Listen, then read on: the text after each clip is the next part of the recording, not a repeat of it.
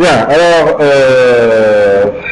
cette vidéo, c'est la séance 2. Alors, il faut aller voir la séance 1 pour voir les détails de ce qu'on avait fait au niveau de la création de classe, la gestion commerciale, et ce qu'on avait fait au niveau de l'ajout. Je vous fais un petit rappel quand même. Alors, qu'est-ce qu'on avait fait? On avait créé une classe, CLS List au début. Dans cette classe, on a créé une classe abstraite dans laquelle, tout simplement, on avait mis une liste de clients qui s'appelle CLS List. Alors là, qui est statique. On avait créé, ça c'est une liste de type client, de type objet client. Et on a créé un petit constructeur par défaut pour cette liste, pour cette classe. Alors, allons voir la classe client. Qu'est-ce qu'on avait mis dans la classe client? On avait mis un attribut int num client avec les getters et les setters, là, qu'on a appelé numéro, le nom du client, le téléphone, le téléphone, l'adresse avec le setter et le getter, l'email, la ville et le pays, avec tout ça, avec ces getters et ces setters. Très bien. Après, on avait créé un constructeur par défaut, un petit constructeur enseigné, et on avait créé une méthode recherche client qui est privée. On lui donne un numéro et il me retourne un booléen avec la boucle for each ici. For each CLS client CL in LC. LC c'est quoi? C'est la liste de clients. Sachant que je ne peux pas voir la liste des clients sauf si ma classe ici, CLS client, elle hérite en fait de la classe abstraite CLS list. On a fait exprès pour ne pas pouvoir instancier directement la classe abstraite et de pouvoir seulement hériter de cette classe qui contient toutes les listes. Moi, je ne voulais pas mettre la liste des clients à l'intérieur de la classe client, je l'ai mis dans la classe en haut et toutes les classes qu'on va utiliser ils vont hériter de cette classe-là pour qu'ils puissent utiliser les listes. Alors, pour que je puisse accéder ici, regardez que si je vais sur la classe CLS list, en fait, c'est une... voilà, j'ai fait une bêtise. Il ne faut pas qu'il soit public, il faut qu'il soit... non, elle est statique. Je ne peux pas faire autrement. Ça marche? Elle est statique, je ne peux pas faire autrement. Allez, on y va. Je reviens sur la fonction de recherche client. Où est-ce qu'elle est? Elle est là. La fonction recherche client retourne un booléen. Alors, à l'aide d'un for each, un objet CL de type CLS client, qui est la classe client. In LC, LC c'est la liste des clients, la liste des objets clients. Je lui dis si CL point numéro égale à la valeur que je cherche ici, tu me retournes un true. À la fin de ce for each là, quand il aura fini le for each, il me retourne un false, ça veut dire qu'il n'est jamais tombé sur le cas que je traite avec le if. D'accord? C'est pour savoir, tout simplement, est-ce que le numéro que je vais insérer, d'accord, existe ou non. Je vais utiliser au niveau de la modification, au niveau de l'insertion, au niveau de la modification, peut-être au niveau de la suppression. Et j'ai créé une deuxième fonction, non c'est pas là, c'est pas celle-là, j'ai créé une deuxième fonction de recherche qui retourne un entier. Je l'ai appelé recherche client posit, ça veut dire la position. En fait, cette méthode-là, elle cherche le numéro du client à l'intérieur de la liste, d'accord? Et il me retourne, s'il le trouve, il me retourne la position de ce client-là. La position dans laquelle il a trouvé dans la liste. Sinon, s'il ne trouve pas, il me retourne un -1. Alors, on n'avait pas utilisé le for each parce qu'il ne nous donne pas l'indice.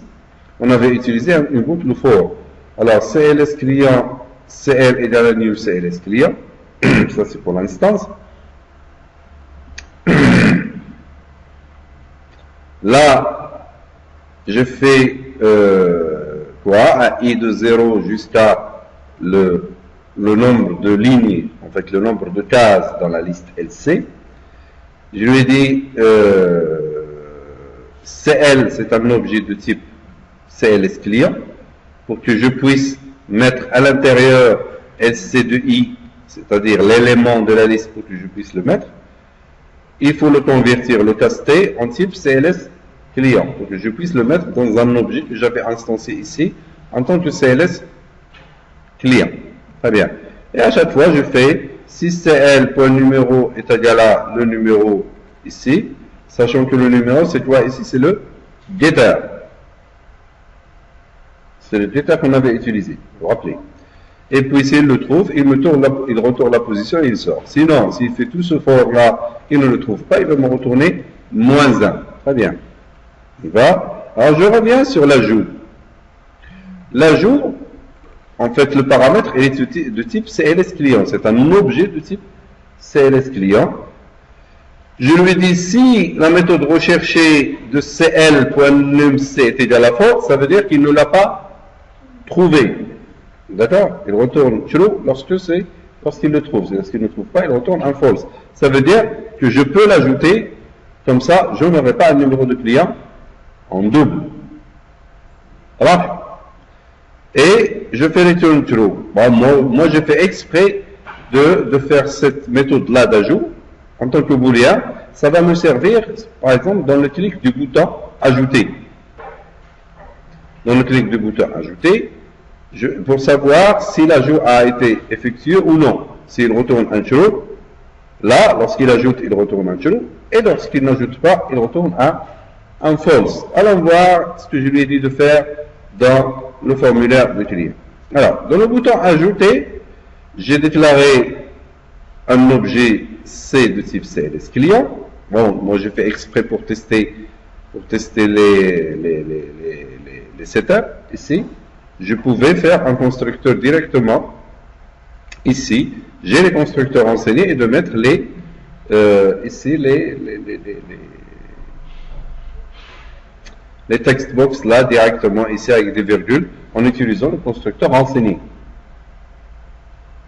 Je pouvais faire. Maintenant, qu'est-ce que je lui dis? If C.ajouter client de C. Ça veut dire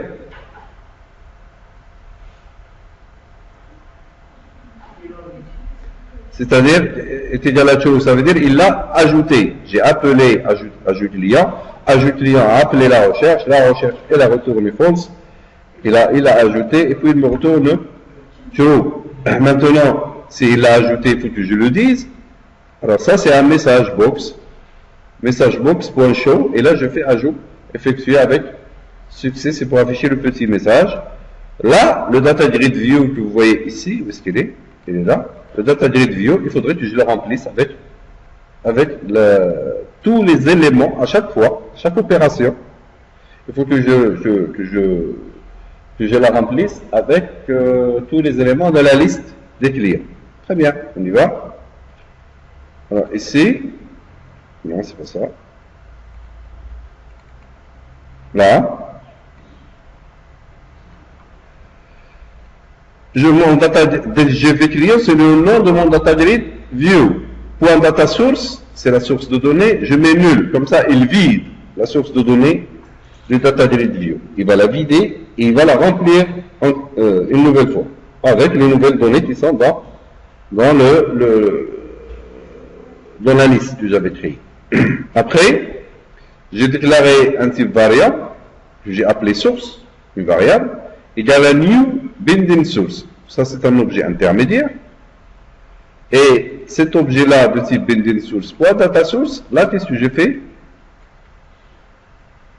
J'ai fait CLS list.lc puisque la liste, elle est statique. Il faudrait que je l'appelle avec le nom de la classe. C'est ce qu'on avait vu dans l'orienté objet avant. Et après, je fais le data delete view.dataSource, reçoit cette source-là que j'avais équipée tout à l'heure. Sinon, ça veut dire s'il me retourne false, je fais message box.show, le numéro du client existe déjà.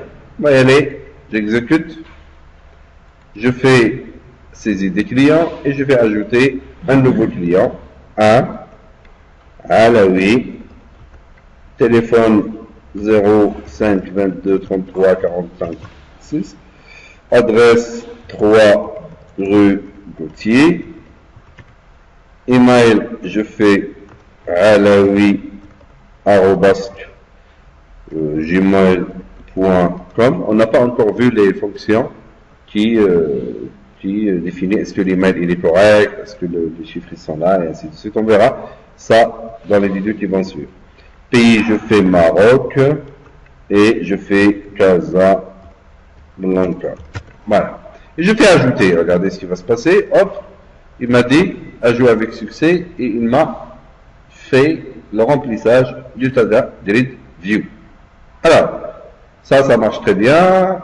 On y va. Maintenant, ce qui va se passer, c'est que cette partie-là de ce code, ici, cette partie-là, il va se répéter tout le temps. Le remplissage de ma grid view. Avec le total avec toutes les lignes de l'objet list. C'est ce que je vais faire. Je vais le centraliser. Regardez ce que je vais faire. Alors, je vais créer ici une nouvelle classe.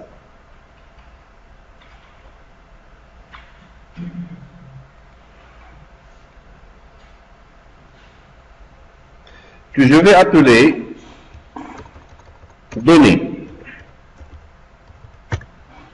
données.cs. Voilà.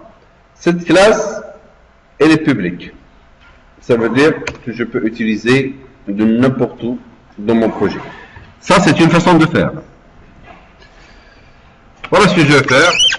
Tout ce qui est géré, tout ce qui est centralisé, tout ce qui va être réutilisé dans tous mes projets, que ce soit celui-là ou autre, je vais les mettre ici. Ces méthodes-là, je vais les mettre dans cette classe-là. Alors regardez, je fais public.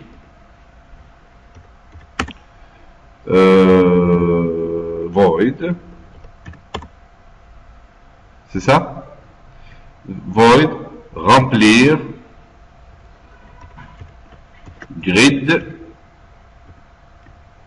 de liste. Parce qu'après, je vais les faire avec les array list, avec les autres types d'objets. D'accord? Alors, finalement, si je vois ici, ici, qu'est-ce qui va se répéter? Qu'est-ce qui va changer? Qu'est-ce que je vais donner en paramètre? La liste et le data grid. C'est deux choses qui vont changer. Ça marche? C'est ce que je vais lui dire. Alors, je vais faire un CTRL X ici. Je reviens. Voilà. Je sélectionne cette partie-là. Ce qui m'intéresse ici, là, c'est CTRL X. Et je vais la prendre et je vais la mettre dans cette classe donnée. Je vais ouvrir une accolade et je vais la fermer. Et je vais écrire ce code-là, ici. Ça, c'est une façon de faire pour centraliser votre code. Comme ça, vous pouvez le réutiliser à chaque fois que vous voulez. Qu'est-ce qu'il n'a pas retenu? Il n'a pas retenu le DGV client. Il n'a pas retenu le binding source.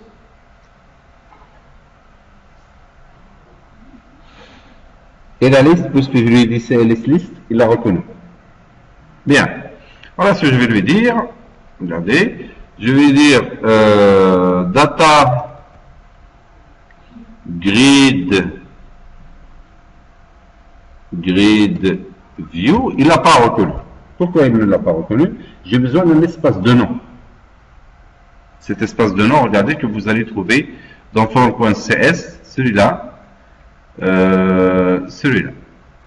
C'est cet espace de nom qui me donne les objets, c'est system.windows.forms. D'accord? Voilà. CTRL C, je suis paresseux, et je vais l'ajouter au niveau des espaces de nom. Regardez qu'il va me connaître, il va me reconnaître le data grid. Il va rien faire. Je vais générer.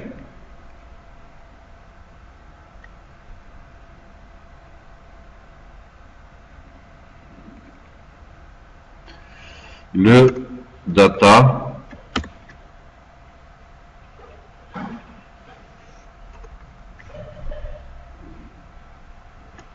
data, data, grid, view.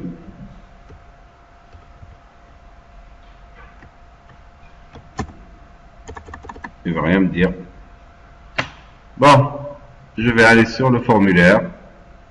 Je prends celui-là et je prends ça. Alors, D majuscule, G majuscule et D majuscule. Allez, on y va.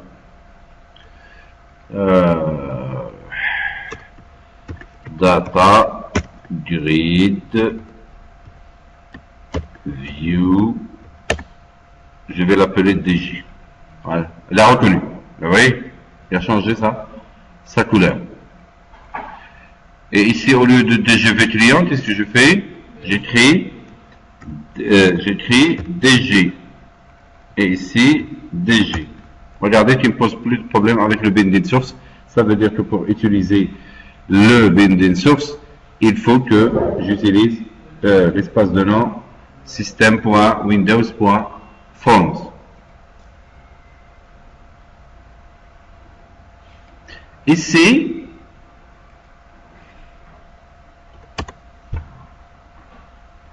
je vais déclarer une variable de type list. Qu'est-ce que je fais? List, c'est ça? Non. Elle est indépendante de ma liste. Je fais comme ça, inférieur, supérieur, c'est ça? Je veux déclarer une liste. Liste avec L majuscule. Il ne m'aide pas, hein. Liste inférieur, supérieur, comme ça. LC, son nom. LC. Il dit rien.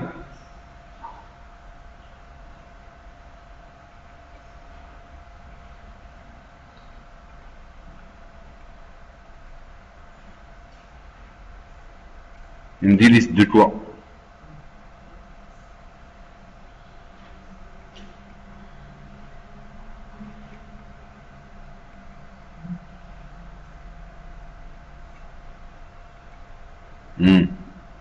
Là, il me pose problème. Comment je vais résoudre ce problème? Parce que moi, je ne sais pas de quel type.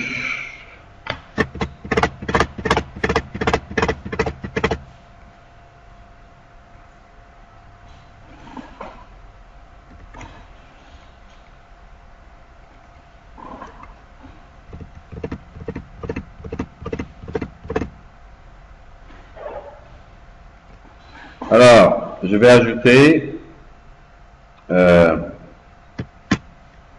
object C. Je fais une liste de C. Là, je triche. Il faut savoir que le type objet, c'est un type, le plus grand type de classe qui existe. Alors, si vous ne savez pas ce que ça va être, je sais que c'est une liste, mais il ne veut pas. Hein. Pourquoi? Liste fortement d'objets accessibles. C'est comme ça qu'on définit une liste d'objets. Ah, CLS list, CLS, CLS client. LC.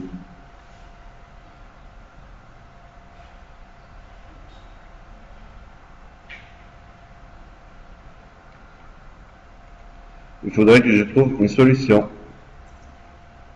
C'est un C majuscule, minuscule.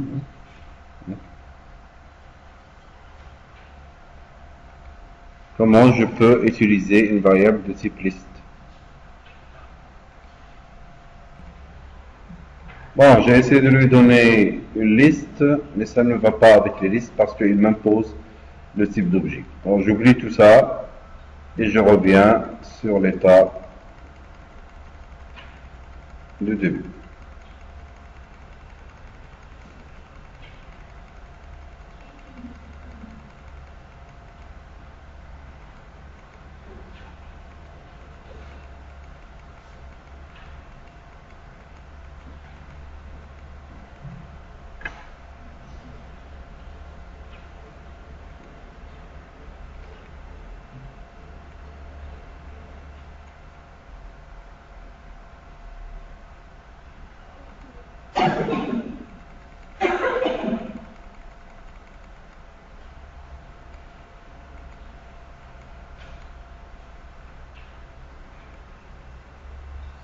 Voilà. Je fais CTRL X et j'oublie cette méthode pour le moment.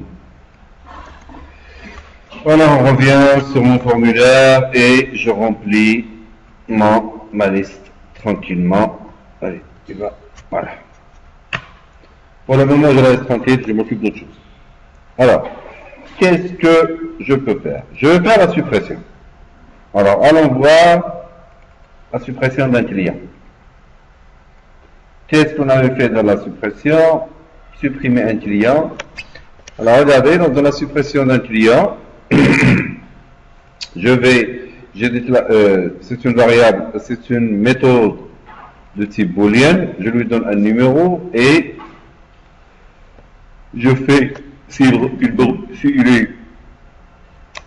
me retourne moins à la recherche par position, ça veut dire il me retourne false, sinon il fait un remove at, d'accord, le numéro, position, remove at, ça il me retourne la position, c'est ça. Cette fonction-là, il me retourne la position, il me retourne true.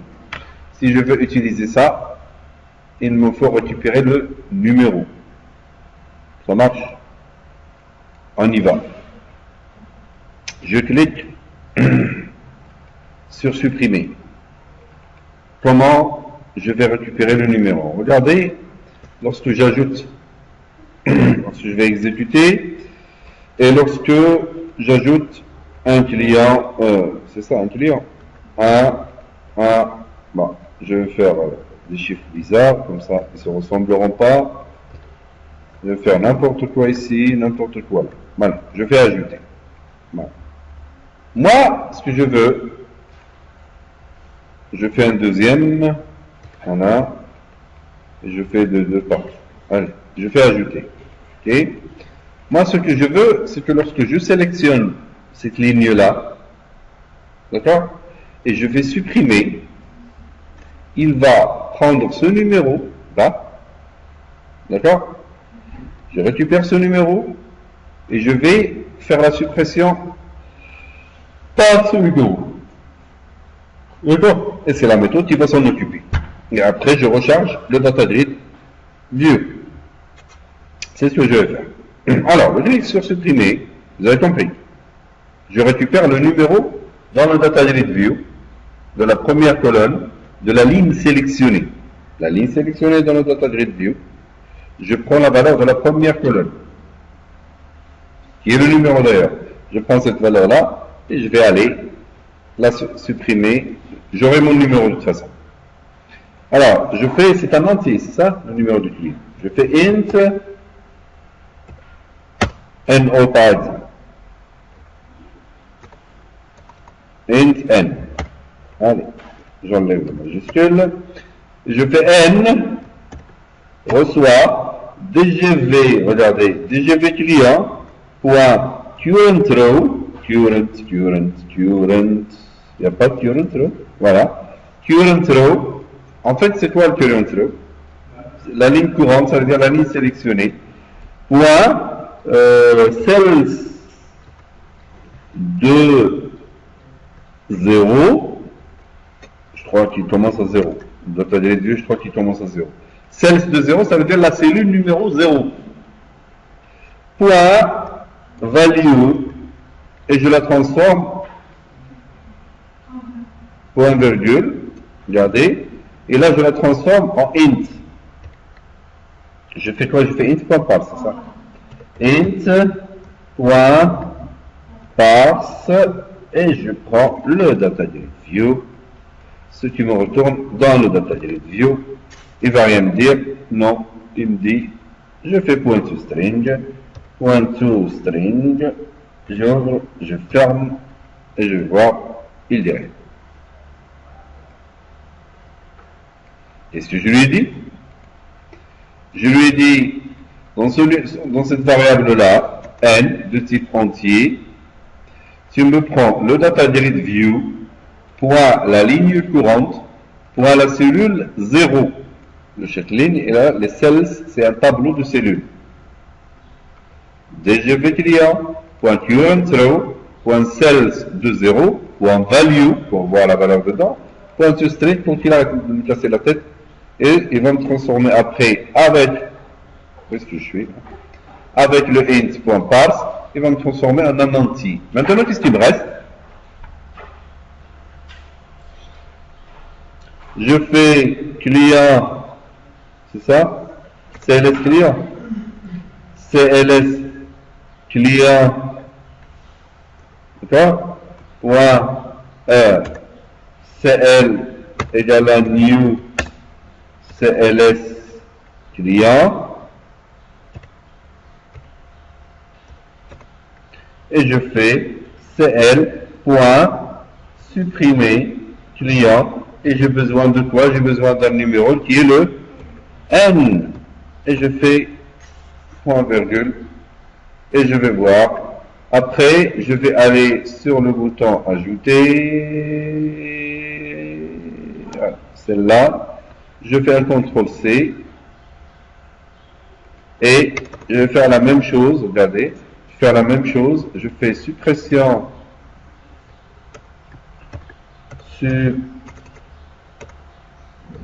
Suppression effectuée avec succès. Et je reprends tout ce que j'ai fait tout à l'heure. Ça, j'ai pas besoin de ça. Voilà. Allez, on y va. On y va. On va tester ce qu'on avait dit. Alors, saisie des clients. Je fais le client 1. Alors, je fais vite. Voilà. Je fais ajouter. Il me dit, c'est bon. Je fais 2. Allez, je fais ajouter, je fais client. Moi, je vais sélectionner celui-là, je vais lui demander de me supprimer. Je clique sur la suppression, il me dit suppression effectuée avec succès. Maintenant, qu'est-ce qu'il a fait à ce niveau-là? Il l'a supprimé de la liste. Je fais OK, et il m'a laissé dans le data grid view tout ce qui reste dans la liste parce que j'ai remis, j'ai rempli, j'ai vidé la data source et j'ai réeffectuer la même opération que tout à l'heure pour l'ajout, et comme ça j'aurai toujours l'image au niveau de mon data grid view. J'aurai toujours l'image au niveau de mon data grid view de ce qui existe réellement dans la liste. Maintenant, la suppression est un peu dangereuse. Il faudrait que je demande à l'utilisateur, est-ce que tu veux supprimer, oui ou non? Es-tu sûr de vouloir supprimer? C'est l'occasion pour connaître un petit objet aussi qui est intéressant. Qu'est-ce que je vais lui dire? Regardez, alors, il faudrait que je me rappelle. Hein. Je vais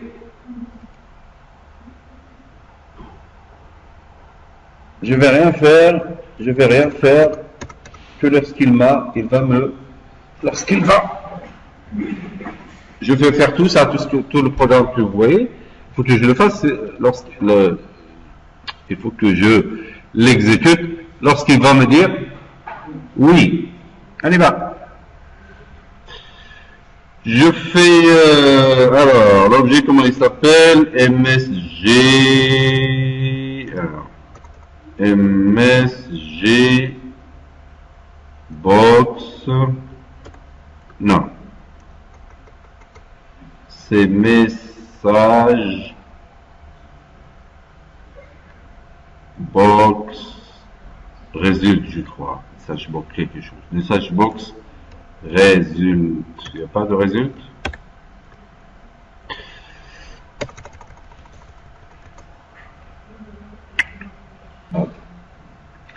À la solution, je l'ai cherché un peu sur Internet.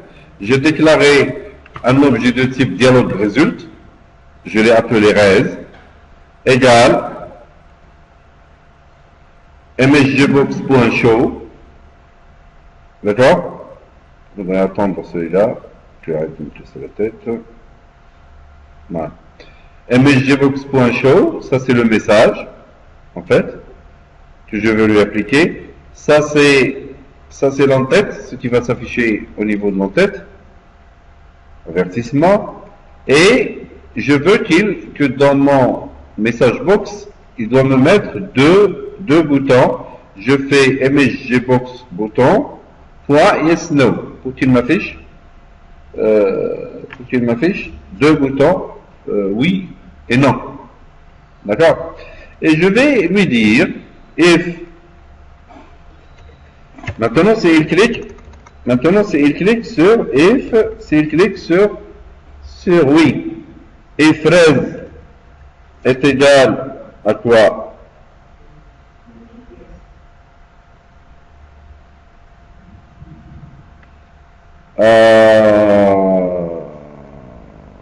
À quoi? À dire le résultat, point quelque chose, je crois. Point yes, voilà. C'est égal à yes. D'accord? Bon. Je t'attends à droite et à gauche jusqu'à ce que je trouve la solution et je ferme cette accolade-là.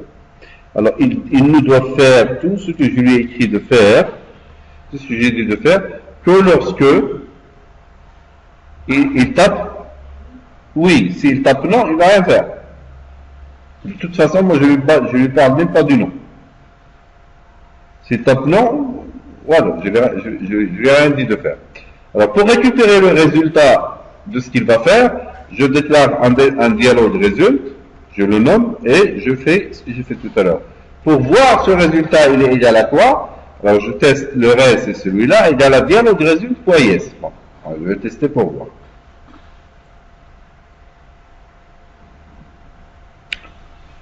On va attendre qu'il se réveille.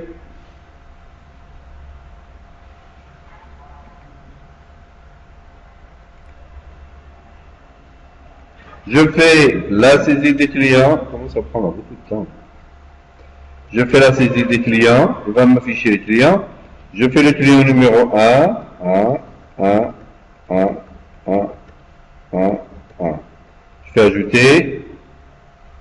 Il me dit c'est bon.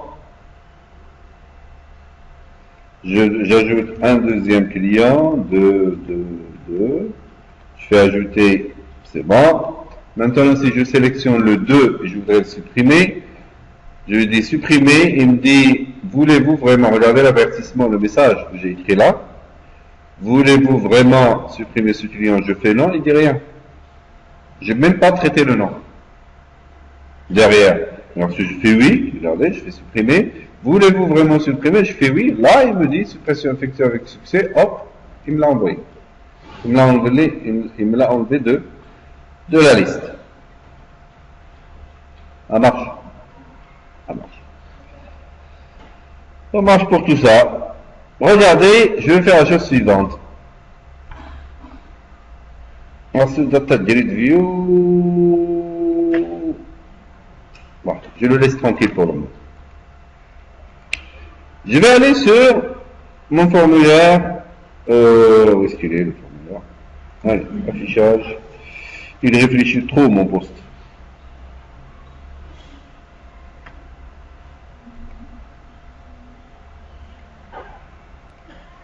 Maintenant, il faudrait que je mette la modification. Alors, la modification, on va la faire en 3 phases. En 2. Je sélectionne la ligne. D'accord? Je clique sur afficher. Et il va me remplir le formulaire. Il va me remplir le formulaire à partir de la grille. À partir du data grid view. Je modifie. D'accord? Et j'exécute. La modification, la méthode de modification, on va la voir, c'est les clients. La méthode modifier ici, je vais la chercher, modifier. Il n'y a pas? Ah, modifier client. La méthode modifier client, elle a besoin de l'ancien client, de l'ancien numéro de quoi?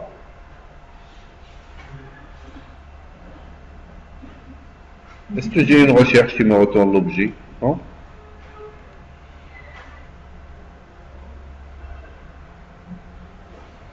Non.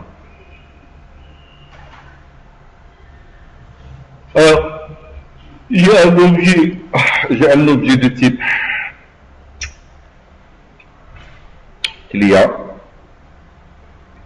qui est le old. J'ai un objet nouveau client. Je n'ai pas besoin de ça.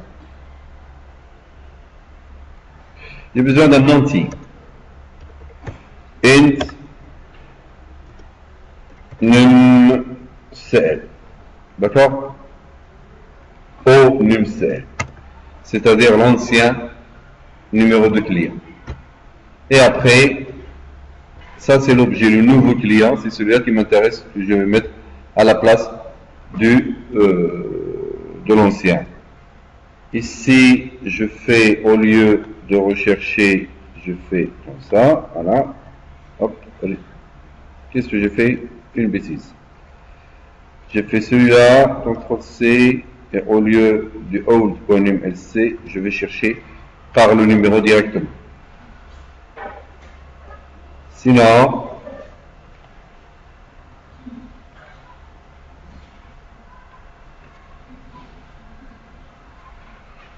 voilà.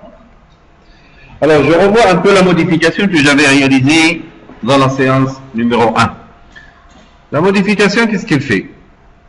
Elle a besoin, je lui ai donné deux paramètres. Un paramètre que j'ai appelé ONumCL, qui contient la valeur du numéro du client que je veux modifier.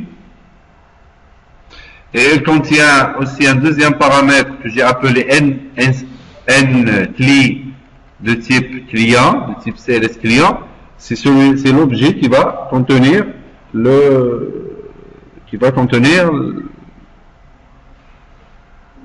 les nouvelles informations sur le client. Ça marche? On y va. On a utilisé quoi? On a utilisé ifdis pour rechercher client par position égale à -1. Ça veut dire quoi? Ça veut dire qu'il ne l'a pas trouvé. Là, je retourne false. Sinon le LC, c'est quoi? C'est la liste.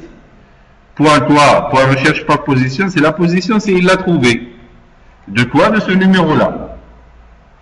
Parce que recherche client posit ici, il me retourne la position dans la liste du numéro de client recherché. On peut mettre le nouveau objet dans cette position-là, c'est tout. Celui-là. Et je retourne un true. Maintenant, il faudrait que je l'utilise. Alors, je vais ajouter un nouveau bouton. Je le mets ici.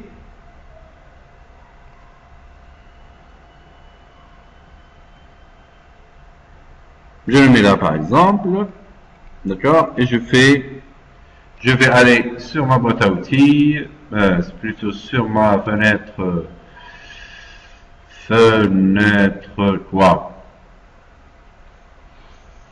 Fenêtre propriété. Et je fais ici, je fais afficher. Après, je l'appelle btn afficher, comme si vous avez vu la première vidéo, normalement, vous devriez savoir ce qui s'est passé. Bon, on y va. Afficher. Qu'est-ce qu'il fait, ce bouton-là? Il va prendre les colonnes, chaque valeur, en fait, j'exécute, je sélectionne une ligne dans cette data grid view, et il va prendre les valeurs des cellules, il va les mettre dans les text box. Bien, ça n'a rien à voir avec l'orienté objet. Je vais l'afficher. Qu'est-ce que je vais lui dire? Je vais dire txt numéro numcl.text. .text reçoit quoi? Reçoit dgv client.current row.cells de quoi? La première c'est 0. On était dans le même ordre, c'est ça? De 0 point value point toString. Point virgule. Qu'est-ce qu'il a fait? Je lui dis de prendre dans le text box txt numcl, je prends le data grid view point ligne sélectionnée. Point celse de 0, ça veut dire la première colonne. Point value pour qu'il prenne la valeur. Dedans, point to string, parce que il faudrait qu'il transforme en texte pour qu'il puisse le mettre dans la propriété texte de l'objet textbox. Eh ben, je vais faire copier-coller.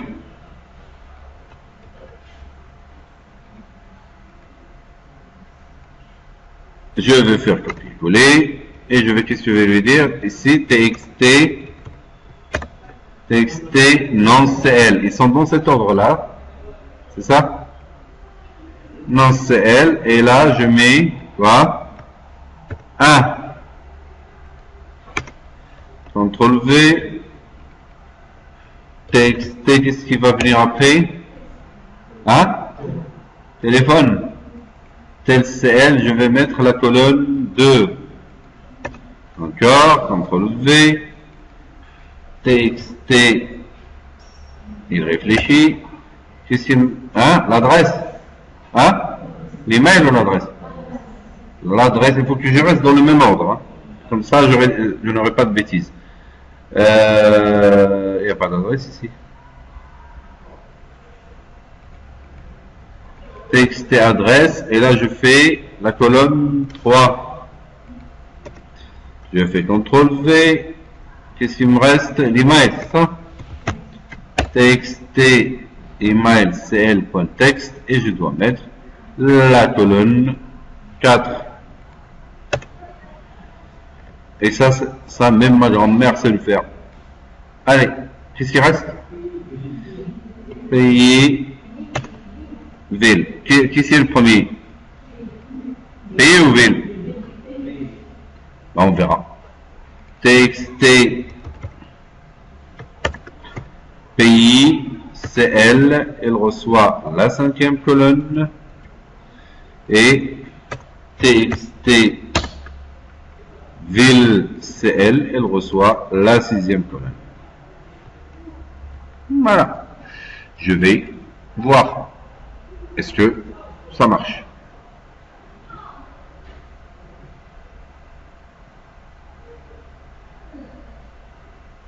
Je fais la saisie des clients et je fais le client. Cette fois, je vais les écrire correctement pour savoir est-ce que les branchements, est-ce que les affectations sont bonnes. Alors, je fais le client 1. Voilà, oui. Téléphone, c'est 0, 5, 22, 33, 44, 55. L'adresse 3, rue Gauthier. Email alaoui@gmail.com. Pays Maroc et ville Casablanca. Je fais ajouter. Ça marche. Maintenant, j'ajoute un deuxième. 2 Dupont. Et je fais le numéro 0, 33, 44, 56, enfin, je ne sais quoi. Ici, je fais les champs Élysée. J'espère que je les ai écrits correctement. Et je fais Dupont live.fr et je fais le pays France et la ville, je fais Paris pour que je puisse faire la différence entre les deux. Allez, on y va, j'en ai deux. Maintenant, j'ai Dupont, je sélectionne celui-là. Si je fais afficher, c'est ces données-là qui doivent s'afficher au niveau du formulaire. Allez, on y va. C'est Alaoui, le 0, Rue Gauthier, Alaoui, Casablanca, Maroc. Ah, je les ai inversés. La ville, il faut qu'il soit... voilà, on y va.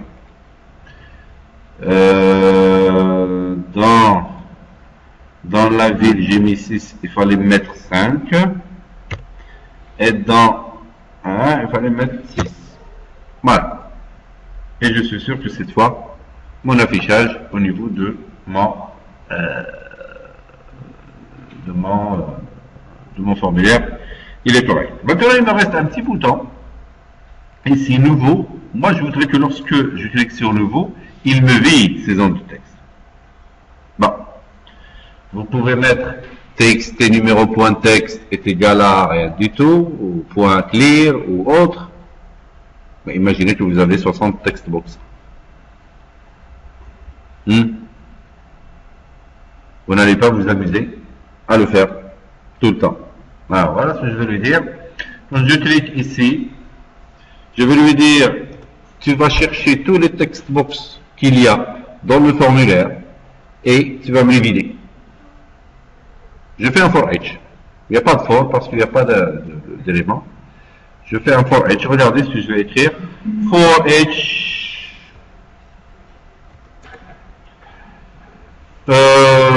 Text box. Bah, celle-là, cette fonction, on va l'améliorer après. C'est juste, ça c'est de l'artisanat. Après, on va industrialiser. Normalement, on doit chercher tous les types d'objets et les vider correctement, que ce soit des cases à cocher, des combo box, des text box, et ainsi de suite. Mais ça, on va le faire maintenant artisanal rapide.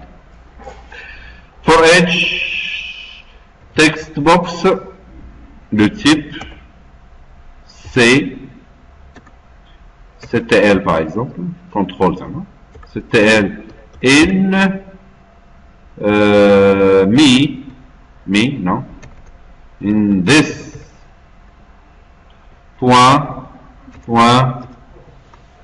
controls. Là, point controls.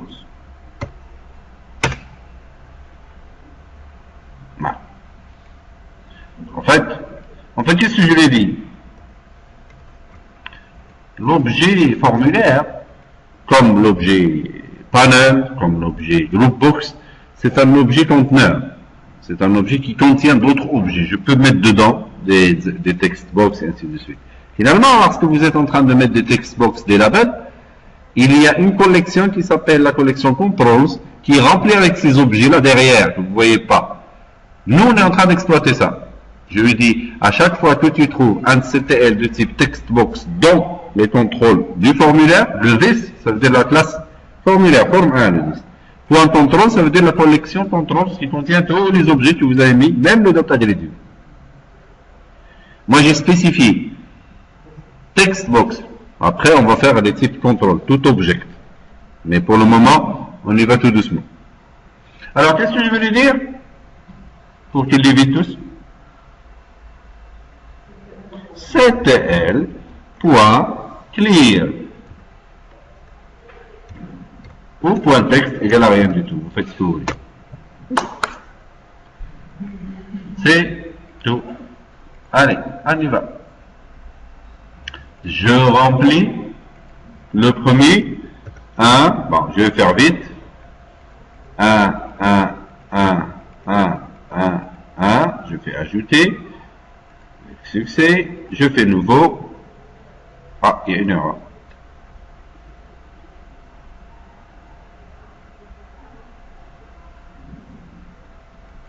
Il y a une erreur.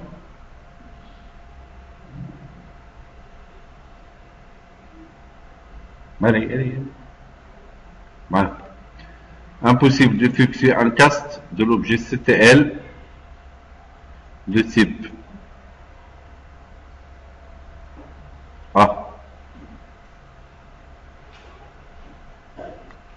objet de type button object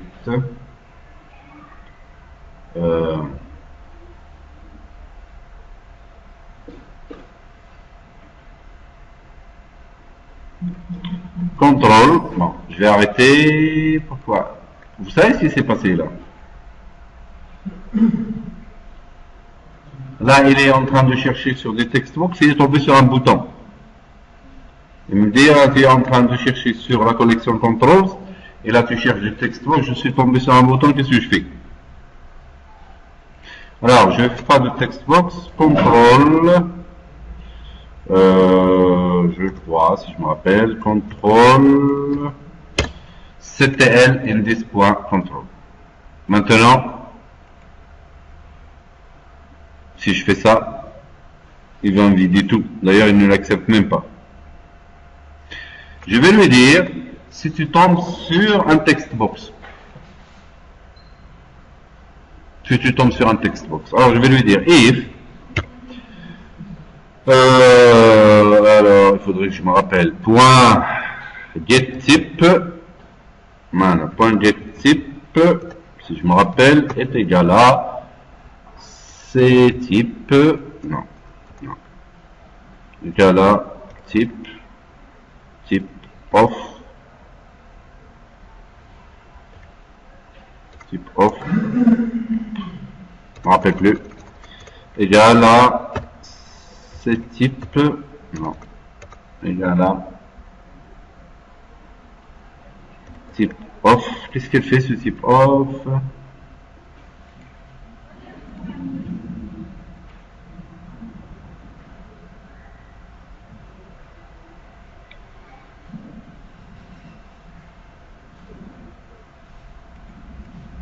Non. If type of CTL. Non. J'ai fait des bêtises. Alors, j'ai pris le temps d'écrire ma petite méthode ici. J'ai fait un for each control. Ça, c'est un type. Le type control, en fait, il peut contenir des text box, des combo box, des cases à coucher, ainsi de suite. Une variable CTL in this point controls. Et je lui ai dit if. Je vais faire une accolade ici et une accolade là. Voilà. Je lui dis if ctl.getType égale à type of the text box. Là, je fais ctl.text reçoit 2 guillemets vides. Je vais voir est-ce que ce que je dis est vrai.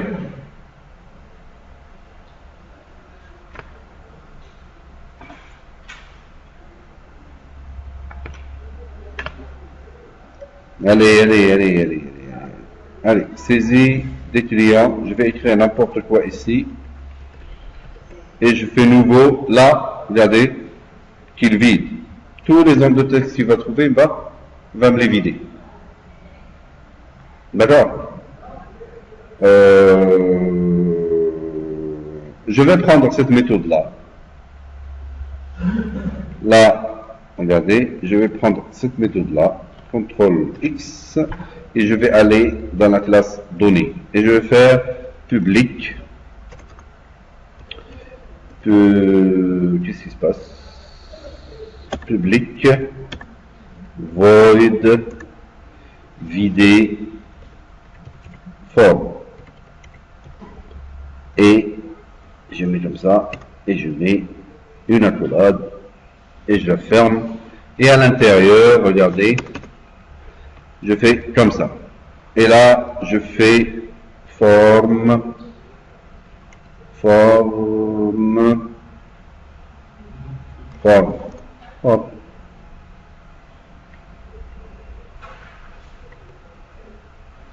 Comment il s'écrit forme? Forme. F majuscule. Forme. Voilà. Forme F. Et au lieu de 10, je mets F. Voilà. Ça marche. Pourquoi j'ai fait ça? Pour me vider n'importe quel formulaire. N'importe quel formulaire. Maintenant, pour le bouton nouveau, qu'est-ce que je fais? Je fais donner D égale à new données.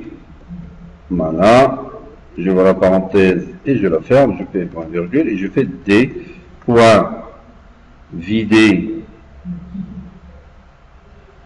forme et je fais de this et je ferme, je mets point virgule et normalement elle doit marcher. Et après ce vider forme, à chaque fois qu'on rencontrera de nouveaux objets, on va les ajouter dans cette méthode-là. Et comme ça, quand je veux vider n'importe quel formulaire, il va me le vider. Si je tombe sur un combo box, je vais voir comment je vais faire. Si je tombe sur des cases à cocher, voilà ce que je vais faire. Si je tombe sur un groupe box et à l'intérieur, je dois chercher dedans. D'accord? Et ainsi de suite. Ah, on y va. Formulaire, il va me le vider, je vais tester, je vais remplir n'importe quoi ici, n'importe quoi là, je fais nouveau, il me le vide, ça marche. On continue. J'ai fait afficher, d'accord? J'ai fait nouveau, j'ai fait ajouter, maintenant il me reste modifier. Le clic sur le bouton modifier, finalement, c'est quoi? Le clic sur le bouton modifier, qu'est-ce qu'il doit faire?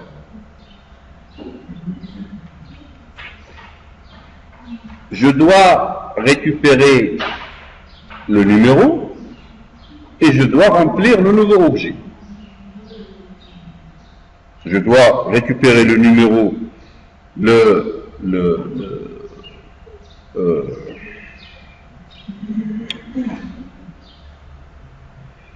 je fais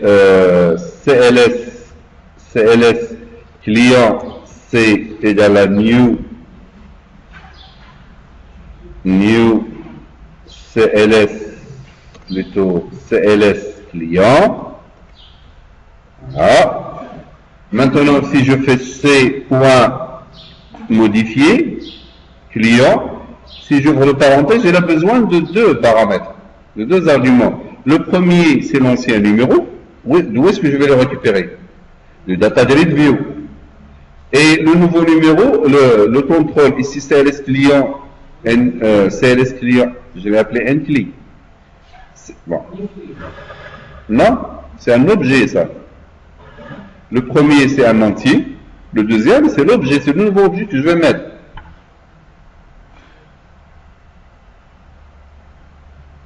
Compris?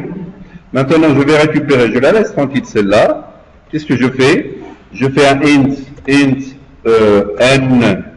égale à dgv client.current row.cells de 0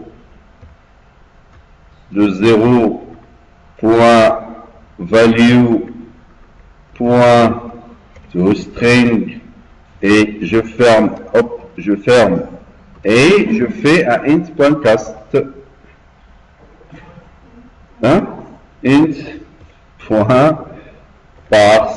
et je fais comme ça et je fais comme ça. Allez, j'ai récupéré le premier paramètre, je l'ai récupéré à partir d'où? À partir du data grid view. Maintenant, le nouveau objet, je le mets dans ajouter, regardez, hop, hop, hop, hop, c'est celui-là, c'est ça? Dans ajouter, je le prends, c'est pas la peine de réécrire. Allez, où est-ce qu'il est? Modifier, voilà, modifier, et voilà. Ici, je mets, hop, c'est point, alors, c'est point modifier, et qu'est-ce que je lui donne? Je vais lui donner n, virgule, et c. Bon, je pouvais l'appeler autrement, mon objet, mais ça ne dérange pas. Et après, qu'est-ce que je fais pour ajouter?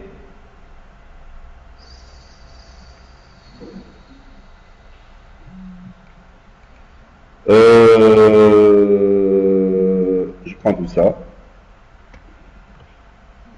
Voilà. Et je me mets là, je fais ajouter. Voilà. Je prends ça et je fais CTRL V et au lieu C pour ajouter de C, je fais C pour modifier de C. Voilà. Et je fais, c'est pas un booléen. Je vais aller sur la classe client, CLS client, modifier. C'est le problème. Bon. Ça marche. Qu'est-ce qui ne va pas? If C point modifier, je mets, il a besoin d'un autre paramètre, virgule, voilà. Là, il dit rien, et là, qu'est-ce que je fais pour le message? Je fais modification effectuée avec un E accent, E, avec succès, et je reprends l'affichage avec les nouvelles valeurs. On y va. Alors, On va tester avec Ted cette fois. Client numéro 1, le nom Ted. Le téléphone 05 22 33 44 55. Adresse rue Gauthier. Toujours. Email, moi j'aime bien cette rue. Email ted@ted.com. Hein? Moi je fais ce que je veux. Hein. .com. Le pays, elle vient de Mars. Et la ville, il y a une ville en Mars. Il vient de Tazar. Je vais ajouter, effectuer avec succès. Maintenant, la ligne sélectionnée, je fais par exemple nouveau. Là, j'ai rien. Je vais tester. Je fais afficher. Il m'affiche les informations. Tu n'habites pas sur Mars. Le pays, tu habites au Maroc. Maroc, pour voir est-ce qu'il va le modifier. Je fais modifier. Hop, il l'a modifié. Et c'est devenu ici Maroc. Comme ça, j'ai une visibilité sur la ligne que j'avais sélectionnée. Elle est modifiée. Si je modifie TED, je fais par exemple, je fais modifier, OK, je fais ZAR. Même si je modifie le numéro ici, 2, je fais modifier, voilà, et il m'a modifié même le numéro, parce qu'il a gardé dans le data grid avant que je fasse la modification, il a gardé l'ancien numéro 1, il l'a modifié, il a mis 2.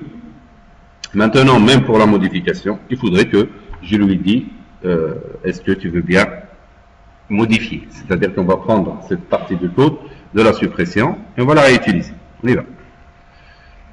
Allez, on y va. Je vais aller sur quoi? Sur la suppression. Voilà. Et je lui dis dialogue, je ne sais quoi, ceci. Voilà. Et tout ce que je vais écrire dans la modification, voilà. Je vais le mettre ici. Allez, on y va. Et je ferme juste à la fin. Alors, juste à la fin de ça. Tout ça. Où est-ce qu'il est? C'est là. Je vais mettre une accolade ici. Et là, je vais lui dire, voulez-vous vraiment modifier ce client? Ah. Faut que mon message soit correct. Modifier ce client. Allez, on y va. Hop. Il y a saisi. Je vais écrire n'importe quoi. Hein. Là, je suis sûr que ça marche. Je fais ajouter. Il l'ajoute. Je vide. Nouveau. Je fais afficher. D'accord. Il me l'affiche. Je fais quelque chose de bizarre ici. Je fais modifier. Il me dit, est-ce que vous voulez modifier ce client? J'ai dit non, il dit rien. Je fais modifier, je fais OK. Il l'a bien modifié. Alors, ceci dit que on a vu l'ajout, on a vu la suppression, on a vu la modification dans une liste. Et sachez que les classes qu'on avait créées, la classe client avec les méthodes d'ajout, de modification et de suppression, ils ne concernaient pas les formulaires. Tout ce qu'on avait fait au niveau de la classe, il était indépendant du formulaire. On n'y a rien vu, c'est-à-dire que les méthodes, les attributs et les méthodes que je fais dans l'encapsulation de la classe, ils ne concernent que la classe. Je ne me demande pas au moment de la création des méthodes et des attributs d'où est-ce que je vais les utiliser. Ces mêmes méthodes, on les avait utilisées en mode console, c'est-à-dire avec les prints et les consoles, write et ainsi de suite, et ça a marché. Pour l'affichage, j'en avais fait la même chose. C'est-à-dire que lorsque vous créez vos classes, vous ne réfléchissez pas comment vous allez les utiliser. Vous pouvez l'utiliser de n'importe où, d'un formulaire, en mode console, et ainsi de suite. Que l'ajout, la modification, la recherche, tout ce qu'on avait fait, était et ne concernait que la classe elle-même. Voilà. Alors si, qu'est-ce qu'il nous reste? Il ne reste rien du tout. Hein? Dans la TP qui va suivre, on va faire la recherche. C'est-à-dire que je vais mettre des critères de recherche dans nos formulaires, et lorsque je clique sur rechercher, il va me prendre, si je tape par exemple quelques lettres dans les zones de texte, il va faire le croisement entre ces lettres-là, et il m'a affiché le client qui commence par exemple avec dont le numéro est égal à la valeur que j'ai saisie dans le numéro, quelques lettres que je vais écrire dans le nom, il va me chercher ceux qui commencent avec ces lettres-là, et ainsi de suite. Voilà, pour cet été, on a fini, on fait un petit peu la synthèse de ce qu'on a eu. Alors, dans la classe client, on avait créé une méthode pour la modification du client, celle qu'on vient de voir, c'est celle-là. Pour l'ajout, pour la recherche, on avait créé une méthode qui me retourne la position, c'est celle-là. Pour l'ajout, on a utilisé la rechercher client, c'est celle-là qui me retourne soit il a trouvé, soit il l'a pas trouvé. Et ça, c'est les méthodes ça, c'est les attributs de la classe. Dans la classe CLS list, on l'avait créé abstract pour ne pas l'attaquer directement et on avait créé une liste statique des clients. D'accord? Et dans le formulaire, par rapport à l'ajout, regardez, j'ai instancié une classe client, j'ai rempli l'objet, regardez, et qu'est-ce que j'ai fait? J'ai utilisé la méthode ajout client, sachant que la méthode, c'était, on l'avait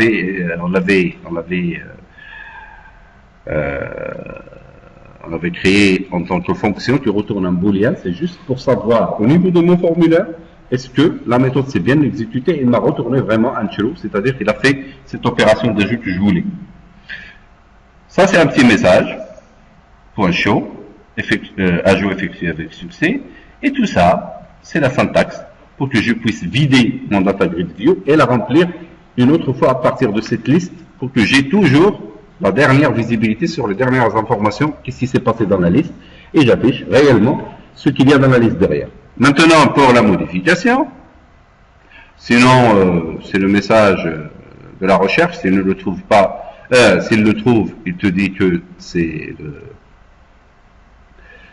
le client, le numéro de client que vous existe déjà. Maintenant, pour la modification, on avait vu cet objet-là, ce nouveau objet que vous venez de voir, c'est le dialogue résulte. Qui reçoit, regardez, on n'utilise pas le dialogue résulte. C'est lorsqu'on veut récupérer ce qu'il a, sur quel bouton il a cliqué dans le message box. Alors, je mets un message box.show, voulez-vous vraiment modifier? Ça, c'est l'étiquette qui s'affiche en haut. Et là, le message button, message buttons, yes, no. Comme ça, dans le message box, j'aurai oui, et j'aurai non. Et je récupère ça. Je lui dis, si res, cet objet-là, qui est de type dialogue result, il est égal à dialogue result.yes, ça veut dire qu'il a cliqué sur oui. Là, je fais l'opération de la modification. En fait, l'opération de la modification, la modification, elle a besoin de deux paramètres. Le premier, c'est le numéro de l'ancien client et un objet qui est rempli avec les informations sur le nouveau client. Très bien. Alors, s'il dit oui, je récupère l'ancien numéro à partir de data grid view. Et là, j'ai fait int.parse pour récupérer, parce que la valeur qui est dans la cellule du data grid view, la cellule sélectionnée dans le data grid view, on ne sait pas de quel type elle est. Qu'est-ce que j'ai fait? J'ai fait le nom du data grid view, .currentRow, c'est-à-dire la ligne sélectionnée, .sales de 0, ça veut dire la première colonne, parce que moi je sais que dans ma structure de data grid view, je mets toujours le numéro dans la première colonne, sinon je ne peux pas savoir. .value pour me retourner la valeur, .toString pour arranger les problèmes. Tout ce qui, peu importe ce qu'il y a dedans, il le transforme en string. Et après l'avoir transformé en string, il y a le parse qui permet, le int.parse qui permet de transformer un string en un entier, sachant qu'il faut qu'il soit bien écrit, c'est-à-dire qu'il y a des chiffres dedans. Si tu mets A dans le numéro, ça ne va pas, le cast, il ne va pas. Et ça ne va pas marcher. Et après, on va voir dans les TP qui vont suivre comment on va gérer les erreurs avec les try-catch. Après, j'ai rempli ça à partir du formulaire et je lui dis, voilà,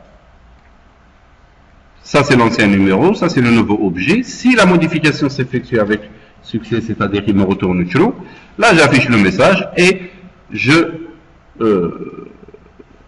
vide mon data grid view et je le remplis avec les nouvelles valeurs qui sont dedans. Pour la suppression, c'est la même chose. On avait vu la suppression, non? Pour la suppression, c'est toujours le dialogue result. Je récupère son résultat. Je prends le numéro que je veux supprimer à partir de la première cellule du data grid view. J'instancie l'objet et je fais supprimer de client avec le numéro, parce que dans la suppression, on cherche par numéro et on fait un remove at. Voilà. C'est tout. Et là, j'ai réussi mon ajout, ma suppression, ma modification. Pour le bouton afficher, c'est très simple. Je récupère à partir du data grid view chaque cellule de data grid view et je la mets dans le text box. Dans le text box correspondant pour qu'est-ce qui reste, pour vider forme. On a utilisé un paramètre de type forme. Il ne faut pas oublier de mettre F en majuscule. Et là, je fais un for h control ctl. Control, c'est un type in f.controls. Ça, c'est pour lui dire si c'est un text box. If ctl.getType est égal à type of text box, c'est-à-dire si c'est un text box. Et ben voilà, j'ai fait le clear tout à l'heure, ça n'a pas marché. J'ai triché un peu et j'ai fait ctl.text parce que pratiquement tous les objets de type control, ils ont la propriété texte et j'ai mis rien du tout dedans. Deux guillemets, continue. Voilà. Alors je vous laisse le temps de faire le TP. Vous faites pratiquement la même chose et après, il ne faut pas que vous soyez frustré par rapport à la syntaxe. La syntaxe, vous allez l'apprendre. L'essentiel, c'est que vous avez les moyens, les objets qui sont compatibles pour que vous puissiez travailler.